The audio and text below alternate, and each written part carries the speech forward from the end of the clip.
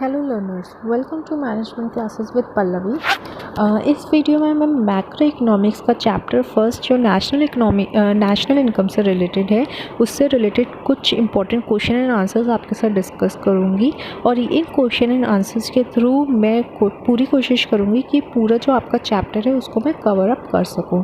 तो इसमें जो पहला आ जाता है उसमें है डिफाइन द फॉलोइंग। उसमें नंबर फर्स्ट सब पार्ट आ जाता है फाइनल गुड्स क्या होते हैं। तो ये वो गुड्स होते हैं जो प्रोडक्शन लाइन से बाहर आ चुके हैं और अब वो फाइनल यूज़र्स तक जाने को रेडी हैं, ठीक है, उनके कंजम्पशन के लिए। नेक्स्ट है इंटरमीडिएट गुड्स। कौन से होते हैं ये? जनरली वो गुड्स होते हैं जो एज अ रॉ मटेरियल्स किसी प्रोडक्ट को बनाने में हेल्प करते हैं। जैसे कि कार की मैन्युफैक्चरिंग के लिए उसके रॉ मटेरियल्स क्या हो गए? स्टीयरिंग्स हो गए, टायर्स हो गए। तो ये हमारे कौन से हो गए? इंटरमीडिएट गुड्स हो गए। और इंटरमीडिएट गुड्स को परचेज़ करने में जो एक्सपेंडिचर लगता है उसको हम बोलते हैं इंटरमीडिएट कंजम्पशन। नेक्स्ट है कंजम्पशन गुड्स। कंजम्पशन गुड्स को हम कंज्यूमर गुड्स भी बोलते हैं। ये वो गुड्स होते हैं जो ह्यूमन की वांट्स को सेटिस्फाई करता है डायरेक्टली, जैसे मिल्क हो गया जो यूज्ड होता है बाय दी हाउस होल्ड्स, ठीक है। नेक्स्ट आ जाता है हमारा डेप्रिसिएशन। डेप्रिसिएशन को हम कंजम्पशन ऑफ फिक्स्ड कैपिटल भी बोलते हैं। It depreciation refers to the loss of value of fixed assets. मतलब जब हम कोई भी फिक्स्ड एसेट यूज़ करते हैं तो जो उसको यूज़ करने पर जो उसकी वैल्यू में डिक्रीज़ होता है उसको हम बोलते हैं डेप्रिसिएशन, ठीक है। ये किस वजह से हो सकता है? नॉर्मल वेयर एंड टेयर या एक्सीडेंशियल डैमेज की वजह से। नेक्स्ट है आपका डेप्रिसिएशन रिजर्व फंड। ये वो एक फ़ंड होता है या एक वो प्रोविज़न होता है जो प्रोड्यूसर्स अपने पास मेंटेन करके चलते हैं ताकि वो डेप्रिसिएशन लॉसेस को बेयर अप कर सकें प्रोडक्शन के प्रोसेस में जो होते हैं, ठीक है। नेक्स्ट क्वेश्चन आ जाता है why does an entrepreneur makes a provision for consumption of fixed capital. Entrepreneur इसलिए प्रोविजन क्रिएट करता है ताकि अगर उसको कोई भी फिक्स्ड एसेट्स रिप्लेस करना है या कोई भी फिक्स्ड एसेट्स में प्रॉब्लम होती है तो वो इजीली उस प्रोविजन के थ्रू उसको ओवरकम कर सके, ठीक है, या उस फिक्स्ड एसेट को रिप्लेस कर सके। इसका नेक्स्ट सब पार्ट आ जाता है what is current replacement cost. Current replacement cost मतलब जो अकाउंटिंग ईयर चल रहा है उस ईयर में, ठीक है, जो एस्टिमेटेड वैल्यू आई है of depreciation for all the producing units in the economy, ठीक है, उसको हम बोलते हैं करंट रिप्लेसमेंट कॉस्ट। अब नेक्स्ट क्वेश्चन पे मूव ऑन कर लेते हैं, पर उस पर मूव ऑन करने से पहले अगर अभी तक से आपने मेरा चैनल सब्सक्राइब नहीं किया है तो नीचे जो रेड कलर से सब्सक्राइब बटन दिया हुआ है उस पर क्लिक कर दीजिए, बेल आइकन को प्रेस कर दीजिए ताकि मेरे चैनल से रिलेटेड लेटेस्ट नोटिफिकेशन आपको मिलती रहे। Now in next question you have to state true and false, ठीक है, with the reasons. Number first part आ जाता है intermediate goods are included in the estimation of GDP. तो इसका आंसर आएगा फॉल्स। क्यों? क्योंकि इंटरमीडिएट गुड्स फाइनल गुड्स का पार्ट होते हैं, मतलब ये रॉ मटेरियल्स होते हैं जैसे कि मैं आपको बता चुकी थी, और फाइनल गुड्स को प्रिपेयर करने में ये इंटरमीडिएट गुड्स हेल्प करते हैं। तो जब हम जीडीपी कैलकुलेट करते हैं तो हम फाइनल गुड्स की वैल्यू लिखते हैं। तो अगर हम फाइनल गुड्स की भी वैल्यू लिखेंगे और इंटरमीडिएट गुड्स की भी वैल्यू लिखेंगे तो वो डबल काउंटिंग हो जाएगी, डुप्लीकेसी हो जाएगा। क्यों? क्योंकि फाइनल गुड्स ऑलरेडी इंक्लूड कर रहे हैं इंटरमीडिएट गुड्स को, ठीक है। तो इसीलिए जब भी हम जीडीपी का एस्टिमेट करते हैं तो इंटरमीडिएट गुड्स का उसमें वैल्यू नहीं आती है, ठीक है। नेक्स्ट आ जाता है value of intermediate goods is equal to the value of intermediate consumption. Yes. क्यों? क्योंकि इंटरमीडिएट गुड्स जो हैं उनको परचेज़ करने के लिए जो एक्सपेंडिचर हम यूज़ करते हैं, ठीक है, उसको हम इंटरमीडिएट कंजम्पशन बोलते हैं। नेक्स्ट क्वेश्चन आ जाएगा all producer goods are capital goods. तो ये फॉल्स आ जाएगा। जो प्रोड्यूसर गुड्स होते हैं वो गुड्स होते हैं which are used in the production of other goods, ठीक है। जबकि जो कैपिटल गुड्स होते हैं वो उनको हम सिर्फ फिक्स्ड असेट्स के टर्म्स में ही यूज़ करते हैं, ठीक है। नेक्स्ट क्वेश्चन आ जाता है private final consumption expenditure refers to consumption expenditure by the household. तो the answer will be false. क्यों? क्योंकि प्राइवेट फाइनल जो कंजम्पशन एक्सपेंडिचर है ये इंक्लूड करता है consumption expenditure by the households as well as the non profit private institution, ठीक है। नेक्स्ट क्वेश्चन आ जाता है, a car purchase by a household is a final good. तो येस, जो भी कार परचेज करेगा, जो भी कार परचेज हो रही है, अगर वो परचेज हाउस होल्ड कर रहा है तो वो फाइनल गुड होगा। क्यों? क्योंकि वो उस जो कार को है वो फाइनल यूज़र होगा वो हाउस होल्ड, ठीक है। इसलिए आंसर विल बी येस। अगर ये ध्यान रखिएगा, यहाँ पर अगर क्वेश्चन में ये पूछा जाएगा अ car purchase by a dealer is a final good, तो वो फॉल्स हो जाएगा। क्यों? क्योंकि डीलर रीसेल के लिए रखेगा, तो वो उस केस में इंटरमीडिएट गुड होगा। इंटरमीडिएट गुड्स बेसिकली या तो रॉ मटेरियल्स होते हैं या रीसेल के लिए यूज़ होते हैं। तो अगर वो डीलर अगर वो परचेज करता है कार, तो वो उसके लिए इंटरमीडिएट गुड होगा, ना कि फाइनल गुड होगा, ठीक है। नेक्स्ट क्वेश्चन आ जाता है, एक्सपेंडिचर और maintenance of a machinery is an intermediate expenditure. So the answer will be yes, expenditure और maintenance of a machinery is an intermediate expenditure. क्यों? क्योंकि all expenditure on repair and maintenance जो भी firm incur करती है is treated as a part of intermediate consumption. अब जो हमारा नेक्स्ट क्वेश्चन आएगा उसमें again you have to explain the following terms. उसमें नंबर फर्स्ट आ जाता है, डिफाइन दी स्टॉक वेरिएबल। तो ये वो वेरिएबल्स होती हैं जो हम मेजर करते हैं at a particular point of time, ठीक है। मतलब एक पर्टिकुलर टाइम पीरियड जो होता है उसी में ही उसको मेजर किया जाता है, जैसे वेल्थ हो गई या कैपिटल हो गई, ठीक है। नेक्स्ट आ जाता है फ्लो वेरिएबल। फ्लो वेरिएबल्स वो वेरिएबल्स होती हैं जो हम मेजर कर सकते हैं पर यूनिट ऑफ टाइम पीरियड, ठीक है। जैसे इनकम हो गई, इन्वेस्टमेंट हो गई, जैसे आज हमने अगर इन्वेस्ट करा तो 4 साल बाद हमको उसका कितना रिटर्न मिलेगा। तो यहाँ पर हम क्या कर रहे हैं, मेजर कर रहे हैं पर यूनिट ऑफ टाइम पीरियड, एक टाइम पीरियड के बेसिस पर। ये हमारी कौन सी हो गई, फ्लो वेरिएबल। नेक्स्ट है हमारा what is intersect oral flows, ठीक है। तो intersect oral flows refers to the flow of goods and services as well as the flow of money, ठीक है। समझ रहे हैं ना, दोनों चीज़ें इंक्लूड करता है, flow of goods and services और and flow of money among the different sectors of the economy. Next आ जाता है सर्कुलर फ्लो ऑफ इनकम। ये अनब्रोकन जो चेन चलती है रियल फ्लो और मनी फ्लोज में across the different sectors of the economy, उसको हम बोलते हैं सर्कुलर फ्लो ऑफ इनकम, ठीक है। अब बात करते हैं कि रियल फ्लो और मॉनेटरी फ्लो या मनी फ्लो क्या होता है, ठीक है। नेक्स्ट जो हमारा सब पॉइंट है, तो मॉनेटरी फ्लो की अगर हम बात करें तो इसको हम मनी फ्लो भी बोलते हैं।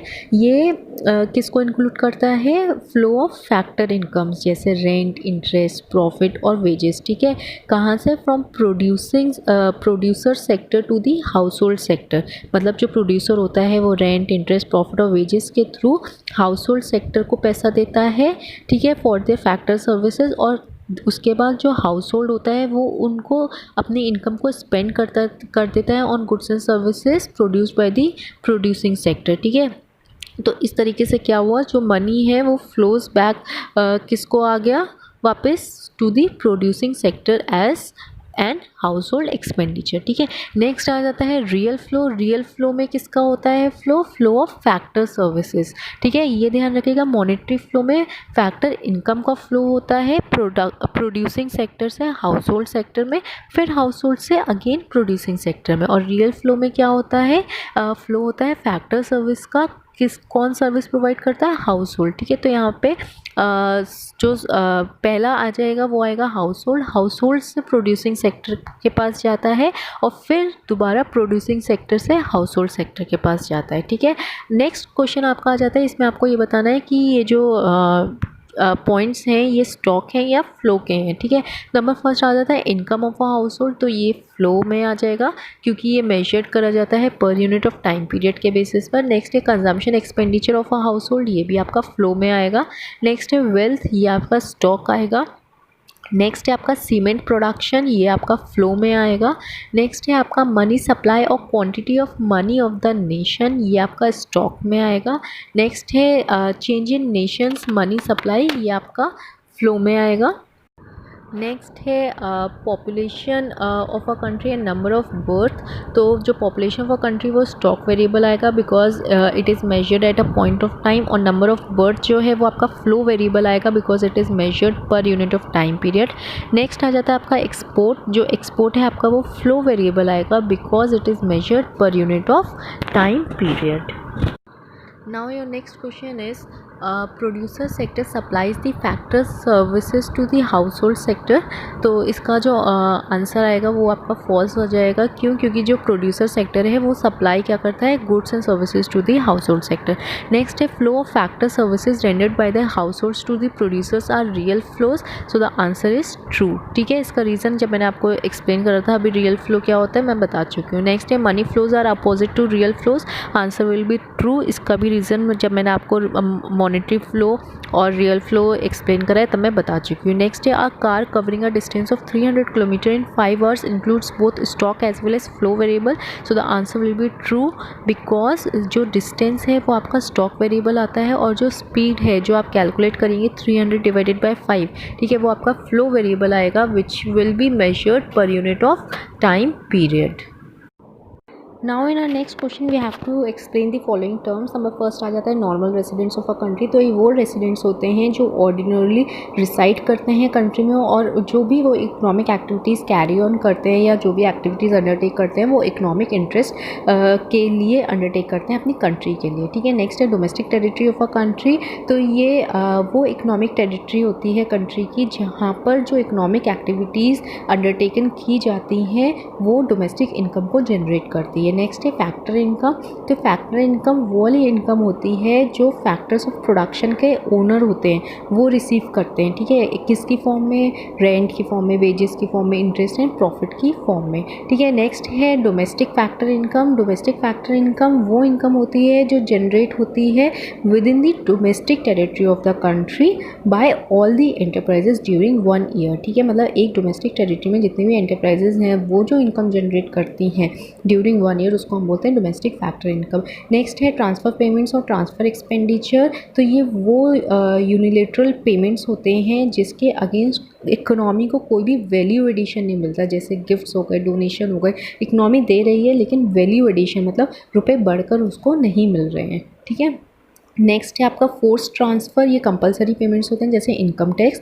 नेक्स्ट है करंट ट्रांसफ़र्स। ये आपकी जो पेयर होता है, जो पे करने वाला होता है, उसकी जब करंट इनकम से जब वो अपनी करंट इनकम से पे करता है कुछ अमाउंट और वो अमाउंट ऐड होता है रिसिपेंट मतलब जो रिसीव कर रहा है उसकी अगर वो करंट इनकम में जाकर ऐड हो जाता है, ठीक है, फॉर द कंजम्पशन एक्सपेंडिचर, तो उसको हम बोलते हैं करंट ट्रांसफ़र्स। ठीक है, नेक्स्ट है करंट कैपिटल ट्रांसफ़र्स। तो कैपिटल ट्रांसफ़र्स जो होते हैं वो ट्रांसफ़र्स करे जाते हैं जो वेल्थ आपकी होती है या आपकी जो सेविंग्स होती है पेयर की। ठीक है, अगर पेयर अपनी वेल्थ या सेविंग में से कुछ पे करता है, ट्रांसफ़र करता है और वो रिसिपेंट की वेल्थ या सेविंग में जाकर ऐड ऑन हो जाता है तो उसको हम बोलते हैं कैपिटल ट्रांसफ़र्स। नेक्स्ट हमारा आ जाता है GDP and NDP at market price. तो यहाँ पे डीपी है हमारी डोमेस्टिक टेरिटरी डोमेस्टिक प्रोडक्ट। ठीक है, तो जीडीपी क्या है? Market value of all those final goods and services which are produced within the domestic territory of the country within 1 year. ठीक है, ये ध्यान रखिएगा, within 1 year inclusive of depreciation, मतलब इसमें डेप्रिसिएशन इंक्लूड होता है। और एनडीपी की बात करें तो ये होती है वो मार्केट वैल्यू होती है of final goods and services which are produced within the domestic territory of the country within 1 year but exclusive of depreciation. GDP में डेप्रिसिएशन इंक्लूड होता है और एनडीपी में एक्सक्लूड हो जाता है। नेक्स्ट है GDP and NDP at factor cost. तो जीडीपी जो फैक्टर कॉस्ट पर होता है वो सम टोटल होता है compensation of the employees, operating surplus, mixed income plus consumption of fixed capital with in the domestic territory of the country during the period of 1 year. NDP and factor cost की बात factor cost की बात करें तो ये sum total होता है factor income, जैसे कि आपकी rent, interest, profit and wages आ जाती हैं, generated within the domestic territory of a country during a year. ठीक है, नेक्स्ट है GNP and NNP at market price. तो जीएनपी एट मार्केट प्राइस जो को हम वो वैल्यू बोलते हैं market value of final goods and services which are produced during the year along with the, मतलब इसके साथ net factor income from abroad and consumption of fixed capital, दोनों चीज़ें इंक्लूड होती हैं। और एनएनपी एट मार्केट प्राइस जो होता है ये वो वैल्यू होती है, मार्केट वैल्यू होती है of final goods and services which are produced during the year which include net factor income from abroad but exclusive of depreciation। इसमें हम depreciation को माइनस कर देते हैं from the net factor income from abroad। ठीक है, next आपका आ जाता है GNP and NNP at factor cost. तो GNP at factor cost refers to the sum total of factor income जैसे rent, interest, profit, wages earn by normal residents of a country during the year along with the consumption of fixed capital. और NNP at factor cost हमारी वो value आ जाती है of final goods and services के which are produce within the domestic territory of a country during the year of an accounting year inclusive of net factor income from abroad but exclusive of depreciation and estimated at factor cost. ठीक है, अब next question हमारा आ जाता है what must be added to domestic factor income to obtain national income. तो net factor income from abroad को हम ऐड करते हैं। नेक्स्ट है when is gross domestic product of an economy equal to gross national product. तो जब हमारा net factor income from abroad zero होता है तो दोनों एक दूसरे के इक्विवेलेंट हो जाते हैं। Now in our next question you have to state true and false with the reasons. Number first आ जाता है national income is the sum total of factor incomes earned by normal residents and non-residents of a country during the period of an accounting year. So the answer will be false because national is the sum total of factor income earned by the normal residents of a country during the period of an accounting year.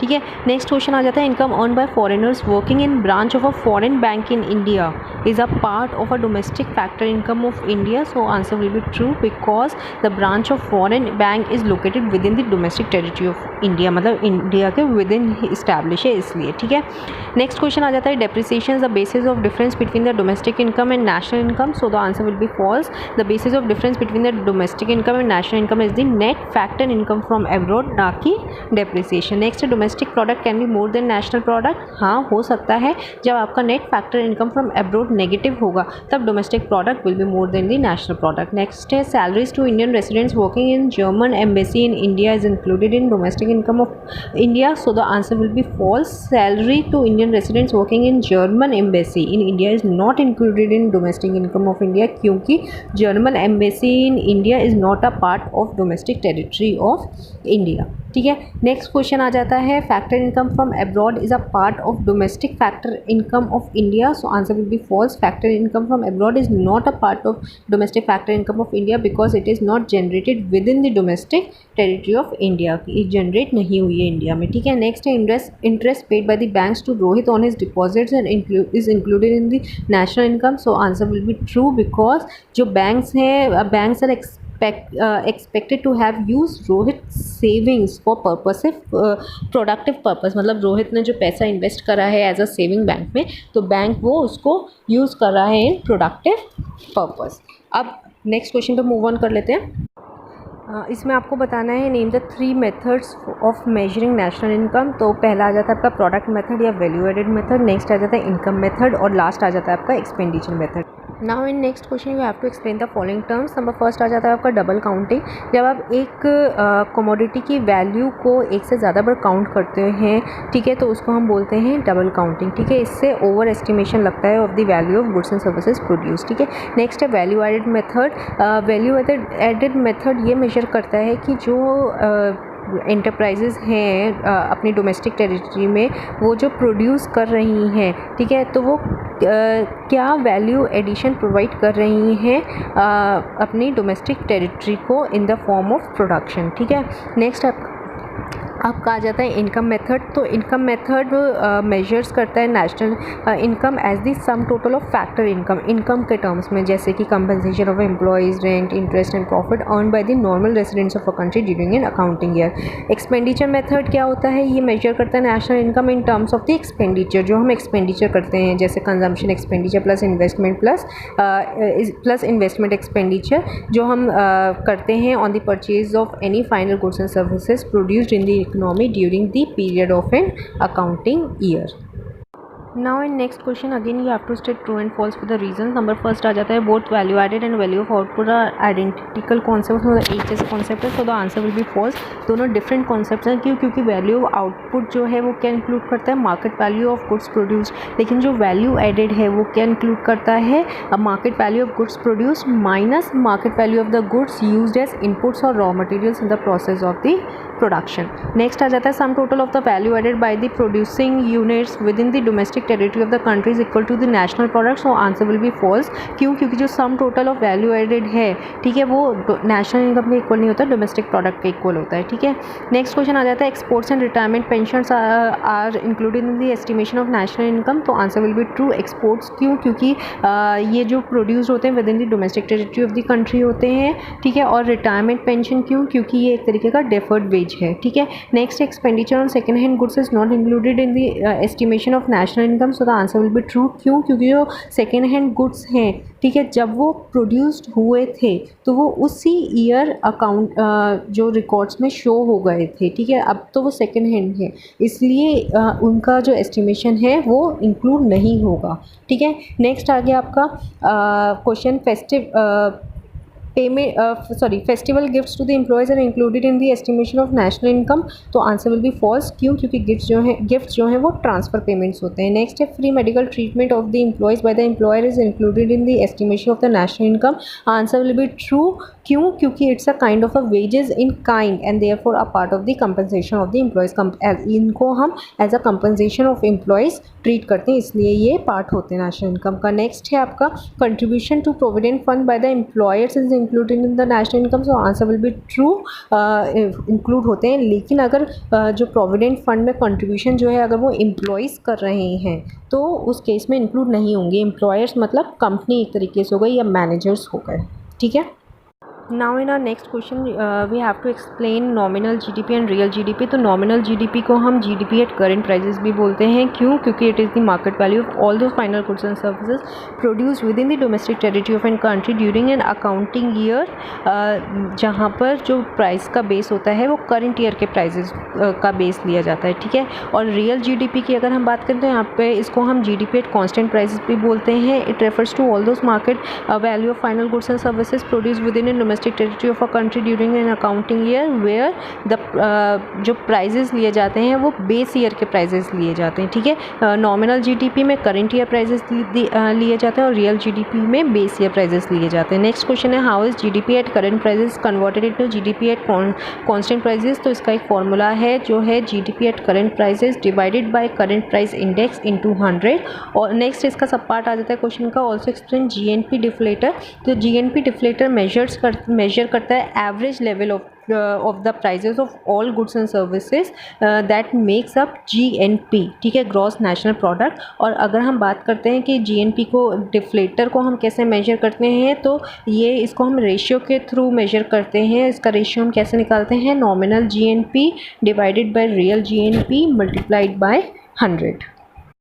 Now in next question you have to state true and false with reason. इसमें पहला आ जाता है nominal GDP is estimated the base year prices. तो अभी मैं ये बता भी चुकी हूँ आपको, answer will be false. Nominal GDP हमेशा करंट प्राइजेस पर कैलकुलेट होता है और real GDP base year price पर होता है, ठीक है। नेक्स्ट है real GDP increases with the increase in the price level in the economy, so answer will be false क्योंकि it is estimated at constant prices और बेस ईयर प्राइस, ठीक है। नेक्स्ट क्वेश्चन आ जाता है current year prices are the prices prevailing during the base year, so the answer will be false. Current year prices वो prices होते हैं which are prevail during the year of estimation. Next आ जाता है nominal GDP can be converted into real GDP by using the quantity index, so answer will be false. जो nominal GDP है उसको हम रियल GDP में convert कर सकते हैं bye using the price index, not the quantity index नहीं, ठीक है। नेक्स्ट है GDP डिफ्लेटर जो है वो कैलकुलेट करने के लिए हमारा formula real GDP by current price index into 100 होता है, so answer will be false. GDP deflator जो हम कैलकुलेट करते हैं उसका फॉर्मूला होता है nominal GDP divided by real GDP into 100। Now our next question is how are GDP and welfare related to each other?